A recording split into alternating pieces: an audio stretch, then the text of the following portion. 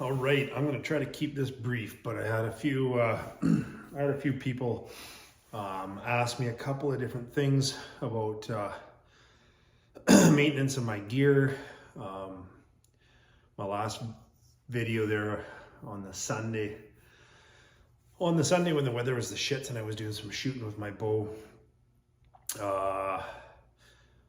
I had somebody message me saying, what do you do for arrow maintenance? How do you check things out, so on and so forth. So I did a bit of shooting again today, and I did do a little bit of arrow maintenance, and I'll just sort of show you briefly what I do. Arrow maintenance, I do it fairly regularly. Okay, I shoot two different types of arrows. I shoot the plastic fletch and feather fletch arrows on my recurve and my longbow. These are a carbon arrow. And basically what I do with these is I want to check them for trueness. I want to make sure that they're true, that they're not bent. These things don't really bend, but I've seen them where these things do have a bit of a wow in them, and a lot of times it's from the factory. But you can tell, generally you can tell if you got a buggered up arrow, you can tell during flight as it's flying, you'll see it'll kick, in a certain direction, or as it's traveling, it's doing this or whatever. It's kind of shooting wonky, and that's why I do a lot of video of my shooting, so I can watch arrows on impact. But anyways, I'll check the ends. I'll check the inserts, make sure the inserts are driven all the way home, haven't come loose, that they're glued in there good. When I put the tips back on, turn them nice and tight, make sure that those inserts don't spin. Check them for trueness. You can throw them on a glass table or a real flat surface up to this point here, and roll them down the surface or whatever. But you can tell a lot just by doing this, right? You can tell a lot just by doing that. If your arrow is buggered, you'll see it. Then I check my nocks, make sure my nocks are tight, that the glue is set in there good and nothing's loose. And then also check the nocks to make sure that the nocks aren't split, broken. I think on the last video you saw I knock an arrow, it fall off, right? That's just because the nock either is broken, it's got a split in it, or they've just opened up. Once they've kind of opened up, really hard to get them to go back. What you can do is apply a little tiny bit of heat. I'll show you real quick. Because you want your arrows to knock properly on your string, right? You want them, you don't want them too hard, but you don't want them to fall off when you shoot. So you can just use like a lighter like this, Of course, mine works. Just heat that up very slightly, and then just close that knock and hold it a little bit. It'll hold its memory, but it won't close tight, right? And then just check them on your string. So that's what I do. Check the arrows all out. Make sure that you don't have any splintering on these carbon arrows down near the point. If you hit something hard or whatever, they will splinter. And you can see that splintering by looking down the arrow. And I'll check the whole arrow out, because if you hit an arrow with another arrow, it can do the same thing, right? So that's kind of what I do for my arrow maintenance. Check all my nocks, check my inserts, check for any kind of splintering, and check them for trueness.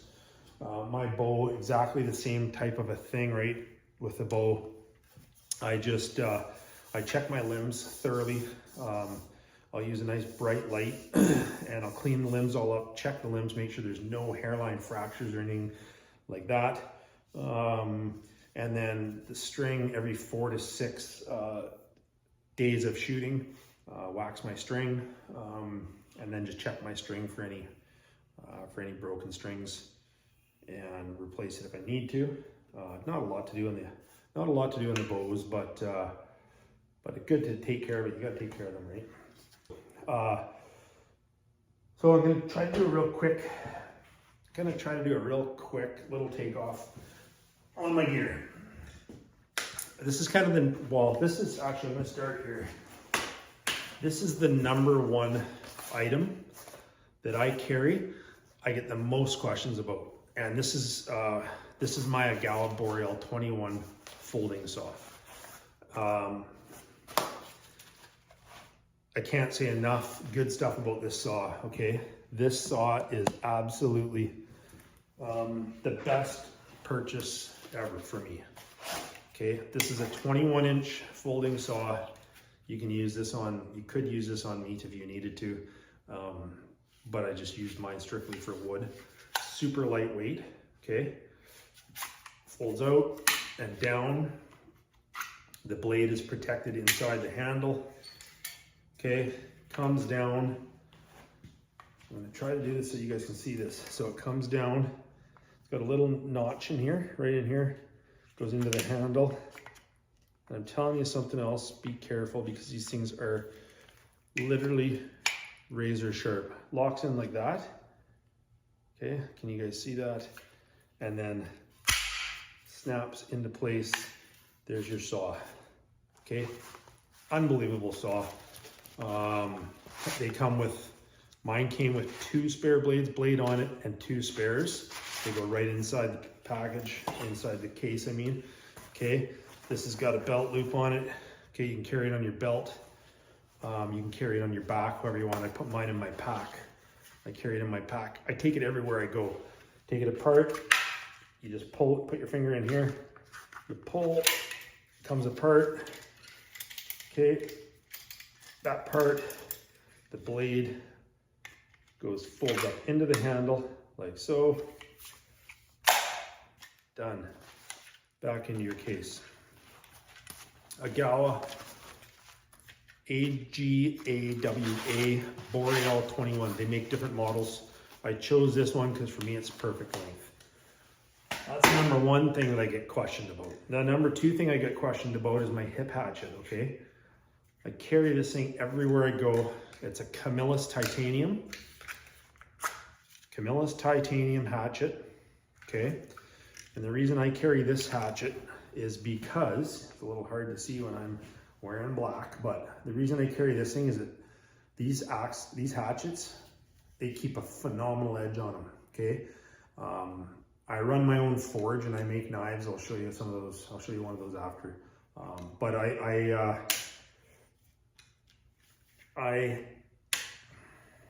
can't open my axe. Hang on a second here. My hands are freezing. This way. My hands are cold and I can't open. Okay, anyways, they got a lock on them here, okay? So you push that lock. It's a little hard to get your fingers in there when you got big fat fingers, but inside there is another saw, okay? And I believe they're a 6 or 7 inch blade on that saw. They're awesome, okay? They're a great blade. They're replaceable if you break it. But now you've got your hatchet and your saw. You got a backup saw, okay? I wouldn't have taken this one on alone had I been chosen for season 11. I wouldn't have taken this because I wouldn't have been allowed. I probably would have just taken the blade, the saw blade off and then just taken the hatchet because I love the hatchet. They're super lightweight, super durable. But on alone, that would have been counted as 2 items. So, but that's my Camillus titanium hip hatchet, okay? Great little protective case. All right. They got a nice little lock on them. And as you can see, for your belt, right, clips right onto your belt. Great, great, great saw. Okay, and then these are my knives that I make. And I make 2, okay? I don't carry this one all the time. This is the gutting knife. It's a great gutting knife. Great gutting knife, great skinning knife, everything. Nice short blade on it. Like I say, I got a forge here in my shop, and these are stainless walnut handles. I love them. They're homemade. They're a great knife. They carry a great edge, and I've had this one for quite a few years. That's the one I take hunting with me. This is the one that I carry with me kind of all the time as my little go-to knife, right? And again, it's just a great knife, super durable, 316 stainless, razor sharp. I keep my knives deadly sharp, like razor sharp. A dull knife is a dangerous knife. A sharp knife is not a dangerous knife. When they're dull and gotta work them hard, that's when they're dangerous. Keep your knives razor sharp. That's what I do. And like I say, I make knives, so I know how to sharpen them properly. I'll quickly show you my sharpening. I mean, I got a full forge set up in here, just a homemade forge, but it works awesome, propane. And then I've got a sharpening wheel and everything here, so it's got a wet stone on it. It's a electric. It's got a wet stone. I've got 3 different grit stones for that, and then it's got the leather belt on it for the fine tuning, making them razor sharp. So I have all that stuff, but I'm going to show you this real quick. Another quick little gear takeoff thing for you, or gear thing.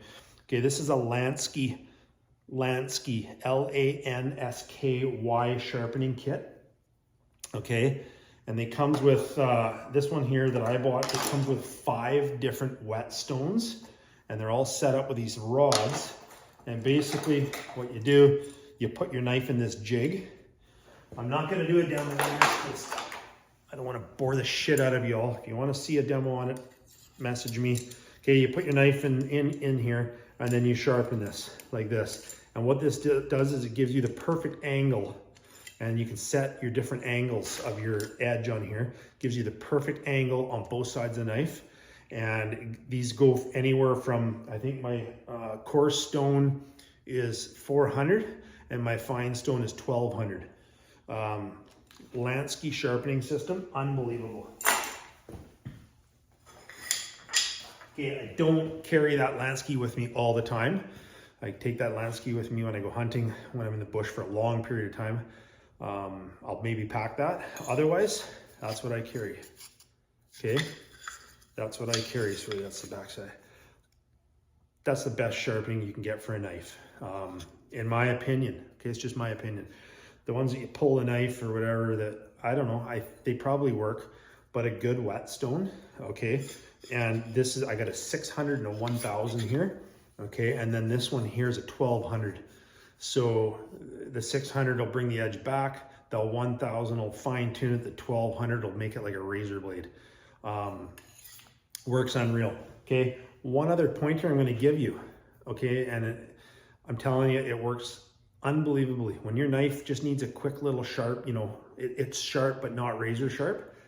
One of the best things that you can do for your knife is you roll down the window of your vehicle, okay, truck, your side-by-side, whatever. If it's glass, roll down the glass. You can even use a glass cup, okay, and you run your knife down just like you would be using on a steel, like, you know, like butchers use on a steel.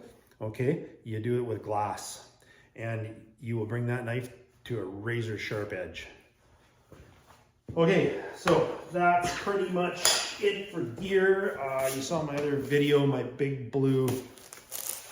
Okay, this is what I take when I go on my trips for more than a couple of days. Okay, my big blue portable solar pack. Okay, this is a 4-panel pack. This thing is great. It's 28 watt, and it'll charge my power banks. It'll charge 2 power banks in a day. So if it's, you know, and it doesn't have to be super sunny, it just has to be bright. You plug 2 power banks into this thing, let it sit for the day in the direct daylight sun. If it's sunnier, better. It'll charge those power banks like unbelievably. So anyways, that's it. That's a quick gear review. If there's anything else that you guys want to know, feel free to ask.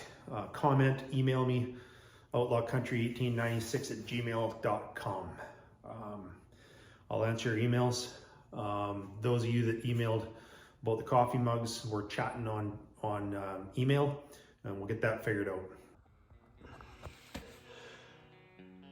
All right, so here is the plan for the giveaway. There's the Outlaw Country cutting board and the Outlaw Country coffee mug, and the plan is the giveaway is to give away, I'm going to give away a cutting board with 2 coffee mugs, one for you and one for your significant other. And if you don't have a significant other, then you get 2.